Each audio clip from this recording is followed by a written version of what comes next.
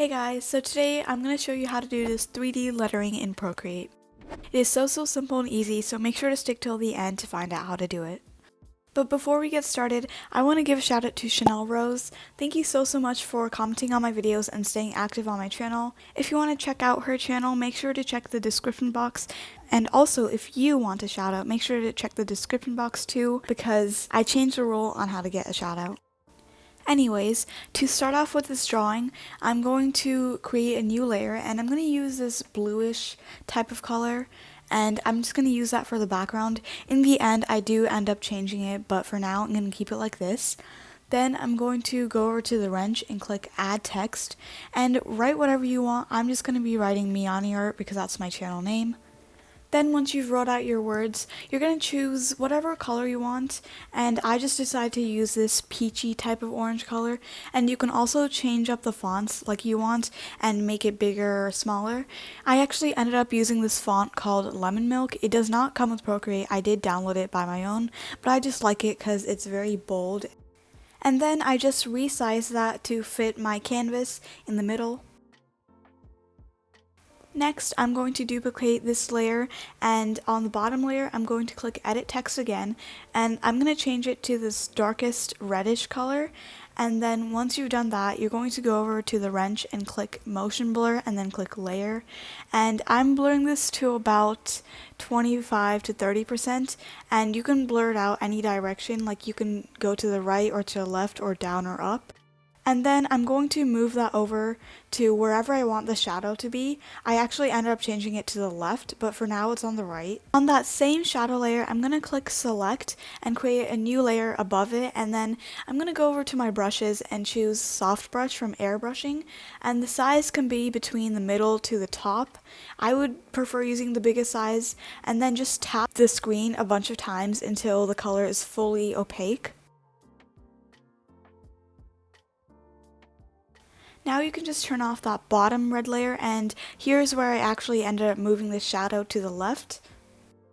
Now going back to this main text layer, I am going to duplicate that layer again, and on the top one I'm going to click Edit Text, and I'm going to choose this really light yellowish orange color. Once you've done that, you can go back to the text layer and select this O button, which kind of makes it look like there's an outline between the letters, which is pretty cool. But I also want to add some shadows to that layer as well, so I duplicated that outline layer, and on the bottom one I'm going to click Edit Text and choose this orange color in between the red and the lighter orange. And again, you're going to go over to that wand and you're going to click Motion Blur and Layer, and I'm blurring this to about 10%. And then I'm going to move that layer over to wherever my shadow is going. So in this case, my shadow is on the left, so I'm going to move it over to the left side. And now, since part of that orange is sticking out, I'm going to select like an opaque brush, like the monoline brush or studio pen or script, and I'm just going to erase that orange that's coming out of the text. If you're enjoying this video so far, make sure to subscribe because we are so close to 800 subscribers, and also make sure to hit that like button. Next, I'm going to go back to the main text layer and I'm going to duplicate that, and on the top one I'm going to click rasterize, and then after you've done that, click alpha lock, and I'm going to choose the darkest color we have here, which is this really dark blue. And then on my brush I'm going to have soft airbrush and do the same thing, just dot it all along until it's fully black. Then I'm going to bring that layer underneath the red shadow layer and I'm going to toggle off alpha lock, and once you're done that, go to motion blur, and this time I'm blurring it to about maybe 30%. And once you've done that, just move the shadow over to wherever your shadow is pointing, and like I said, mine is on the left. Then on that layer again, I'm going to click select, create a new layer, and make sure my brush is soft brush and just dot it all along until that's black. Now on that layer, I'm going to change it to multiply blend mode. What this does is, instead of the shadow looking black, it just looks like a darker version of the background, so it just looks like a darker blue. And also you can toggle off the layer underneath that. So now your text is finished, even the shadows, but I want to add some more detail, so I'm going to add some detail to the sides.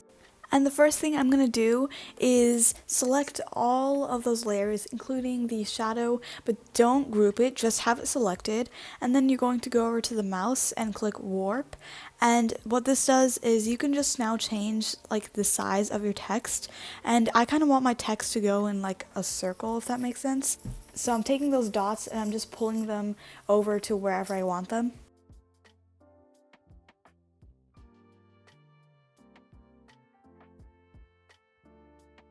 Now on the final step, I am adding these like squiggly lines because this is kind of like a vintage look I'm trying to go for. So I'm just adding them all over the canvas. And of course, I want to add shadows to this layer as well, so I'm going to duplicate that, and on the bottom layer I'm going to put it in alpha lock, and again I'm going over to the airbrush category and soft brush, and I'm just going to dab it all along until the whole layer is filled. Now I'm going to take off alpha lock and I'm going to go to motion blur again, and this time I'm blurring it to about 15%, and I'm going to move that over to wherever my shadow is pointing, and again I'm going to multiply blend mode and putting the opacity down to whatever I think fits. So now I want to add detail. This part is optional, but I have this brush pack called Comic Halftones. But of course, since this does not come with Procreate, for shading you can actually use some brushes from charcoal because they do give pretty good textures to the lines. So I just created a new layer, put that in clipping mask, and then I used a darker color of what color was on the background, and I'm just doing all these patterns on there. And here you can tell that I did change the background color. I just felt like it would match a little more. And I want to add one last texture to the background. So I'm choosing this line type of texture. And it looks kind of hand-drawn, so I just love that look. So I'm coloring the whole entire canvas with that. And I'm also going to make it a little bit bigger so it's a little more visible. And that is it for today's video. Thank you guys so much for watching. I really appreciate it. And if you're new here and you enjoyed this video, make sure to hit that like button and subscribe because I post digital art videos like this all the time.